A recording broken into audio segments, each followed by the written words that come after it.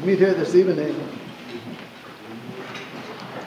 to rally behind Mr. Erick Salgado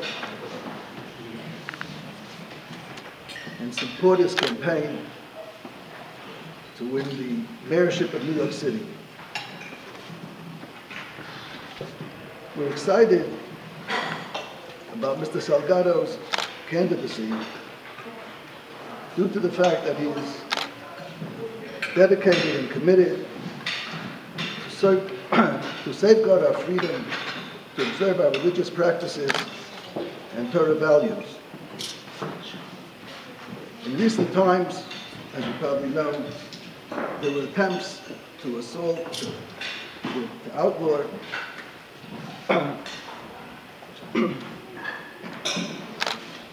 certain mitzvahs of the Torah. There were attempts, I heard, to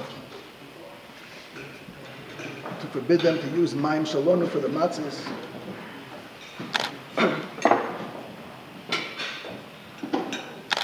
To enact a modesty code, a dress code for tznius, for modesty. And lately in the news was Mitzitza Bepeh by Mila, circumcision, and even circumcision itself. There were attempts in various states to outlaw it. But I would like to focus tonight on one of the primary issues.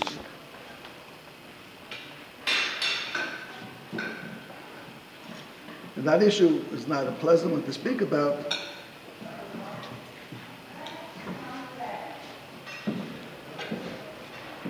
but it's important that it be addressed and dealt with. We read this past week on Shabbos, the two parashas Achrei Mois Kedoshim, and interestingly, they both speak about the Yisr of Mishkav Zocher. In Achrei Mois, at the end, it says the Lav, the Yisr, and the Oynish of Koris, if one does it willingly, repentantly, without witnesses and warning.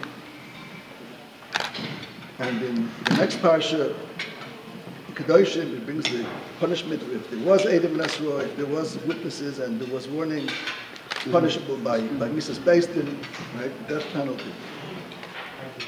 And this transgression is not limited only to Jews. We know all the other people on the planet, whether they know it or not, or we want to recognize it or not, they're commanded to keep the 7 Noachite mitzvahs, 7 Noachite commandments. Included in one of them is also the Yisr of Mishkav Zocher, gay relations by men. And the Rambam brings it down in Hilchos Malachim, and it's also punishable by Misa, as all the 7 commandments are. So we're dealing with a very serious transgression. But some sitting here may think to themselves, what does this have to do with me? I'm fine. I have no interest in these things. I have no desires to engage in these practices. And my children, Baruch Hashem, are not involved in this. Shalom alay nafshi, what do I have to get involved? So this type of thinking is a mistake for a number of reasons. The Gemara says in Shabbos, Daf Dalan Beis, that kol mi sheyesh b'yoreh limchos ve'en moiche nitfas b'osei oven. If someone has it in his power to protest and prevent someone from doing the transgression, and he doesn't, he's also punished for that transgression because he's allowing it to happen, and that way he's aiding it.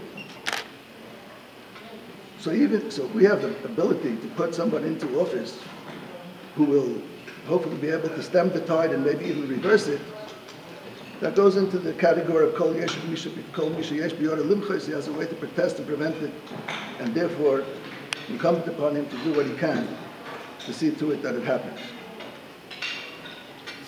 We also know the Parsha Nitzavim. The pasuk says there, Hashem is Baruch, the Almighty tells the Yidden that you lived in Mitzrayim, in Egypt, and you passed through many nations. And the pasuk is warning them against idolatry. And it says, Recieves, Yisur, Shekutzeihem, Giluleihem. And the Torah warns you shouldn't go after them, you shouldn't be lured by them, and otherwise there'll be a great punishment. And it says even she could say in Giluleim, Rashi explains she could say it means they're meusim, they're disgusting. In other words, they weren't beautiful statues or anything like that. They were meusim, like shkotzim, and they were misrachim, and Giluleim, Rashi says, means misrachim, and meusim, like golol from an animal. And yet the Torah finds it necessary to warn us not to be drawn after it and not to engage in those practices. So the question arises, if it's so disgusting, it's so repulsive, so of course nobody's going to respect it or worship it. What is the Torah saying? So I once heard from Recieves and I saw it in Sforim also, they say, because really a person is drawn after what he sees. We know the advertisement industry in America and the whole world, they spend millions, probably billions of dollars in advertisement. What are they wasting their money for? I know there's Pepsi. Well, tell me to drink Pepsi. But if you walk and you see a post that says, drink Pepsi, drink Coca-Cola, eat spaghetti, and you see somebody pouring spaghetti down his mouth. So it makes an impression on the person. Oh, that's the way to live. They're doing it. So it must be good. Let me try it also. So the fact that something itself may be repulsive doesn't mean that with due time, a person won't get conditioned to sanction it and maybe even try it. And even if he wouldn't try it, but maybe somebody who's a little weaker in his religion and his morals would be tempted to go up the derech and to go indulge in those things. But it really doesn't stop there alone. I remember when I was growing up, basically in the 50s, I remember when I was going to Shiva, I went on the trains, and there's advertisements, on the subways also, so there's a big sign, then it was L&M cigarettes. I don't know if it exists, I don't know if it exists anymore, the company. So in their advertisements, they used to have pictures from the past, from the turn of the century, not 22nd, from 1900 into 1900s. And they showed there a picture of a man and a lady on the beach. And the lady was dressed with a full dress from neck to the toes and long sleeves. That was a bathing suit. And the man was wearing like a cutaway undershirt, and he had like trousers like Bermuda shorts till the knee. Those were the bathing suits of that era. We know where it's come to today. When I was growing up, there was no such thing as pornography. It was out, it was against the law. You didn't find it on any newsstands. We know where we're holding today. How did these things happen? The Gemara says in Shabbos, Daf days, it says, Kach Darka Shel Yetzirah, the Yetzirah, the evil inclination, doesn't take a person right away to the depths of indecency and transgressions. He has to go step by step, slowly. Today he tells us, you remember they say Kach, today he says do this, tomorrow he says do a little more, do this, until he goes to the most humble averis, the most the greatest transgressions. So we see the trend here. It starts with this, and then they try to calculate into the schools and so forth. So it not necessarily is going to stop at this, because I already heard talk that they're talking about polygamy. They want to make legal, and polyandry. If anybody needs to have they should have more than one husband, and worse than that, bestiality. Who knows where it could end? So it really has to be stopped where it is, and hopefully turned back.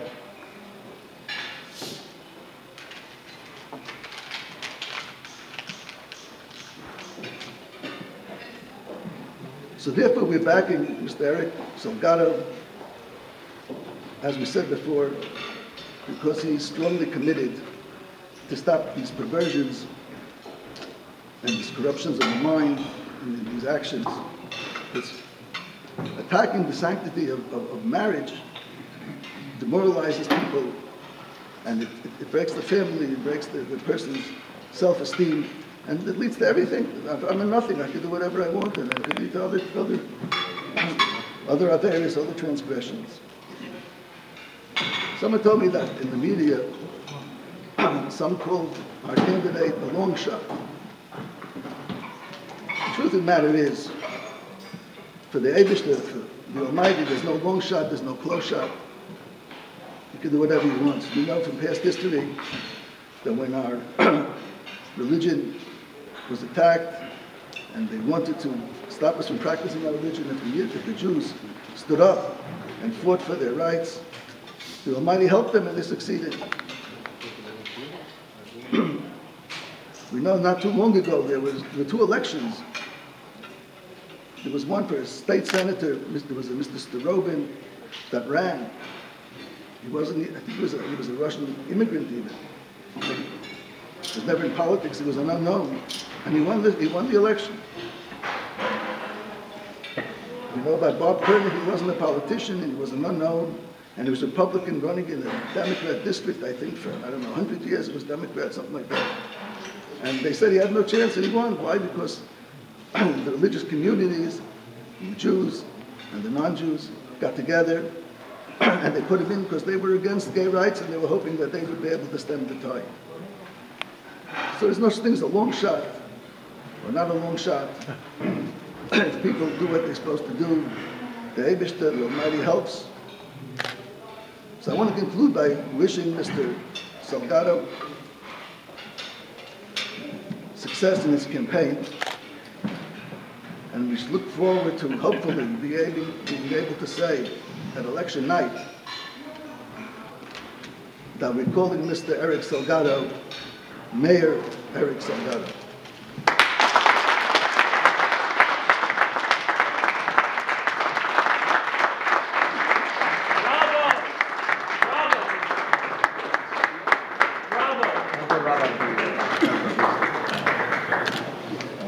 Bravo!